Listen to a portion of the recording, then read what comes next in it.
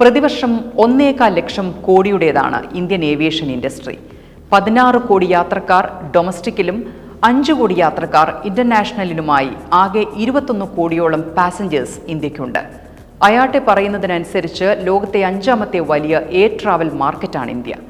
ഡൊമസ്റ്റിക്കിൽ ഇൻഡിഗോയാണ് ലീഡറെങ്കിൽ 6 കോടി യാത്രക്കാർ വരുന്ന ഇന്റർനാഷണൽ ട്രിപ്പുകളിൽ Emirates, Qatar Airways, Singapore Airways, British Airways തുടങ്ങി വിദേശ എയർലൈനുകൾ 60% ബിസിനസ്സും കൊണ്ടുപോകുന്നു.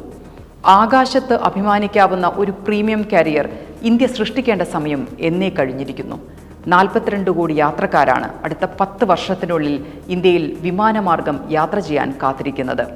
അച്ചടക്കവും കോർപ്പറേറ്റ് ഗവേണൻസുമുള്ള ഏവിയേഷൻ കമ്പനികൾക്ക് വലിയ അവസരമാണ് അത് തുറന്നിടുന്നത്. ഇൻഡിഗോയ്ക്ക് പറ്റുമെങ്കിൽ ഓർത്തോളൂ, ലക്ഷ്യമുണ്ടെങ്കിൽ ആർക്കും പറ്റും. ഭാവിയിലേക്ക് കുതിക്കുന്ന ഇന്ത്യക്ക് ഡൊമസ്റ്റിക് ഇന്റർനാഷണൽ ഷെഡ്യൂളുകളിൽ 4 or 5 ശക്തരായ എയർലൈൻ ബ്രാൻഡുകൾ അനിവാര്യമാണ്. തെറ്റിൽ നിന്ന് തിരുത്താനുള്ള സമയം ഇനി നമുക്കില്ല. ആപത്തിനെ അവസരമാക്കാൻ കഴിയുന്ന നമുക്ക് ഇൻഡിഗോ നൽകിയ ഷോക്കിൽ നിന്ന് പുതിയ വ്യോമയാന സ്റ്റോറികൾ സൃഷ്ടിക്കാൻ കഴിയുമെന്നാണ് പ്രതീക്ഷ.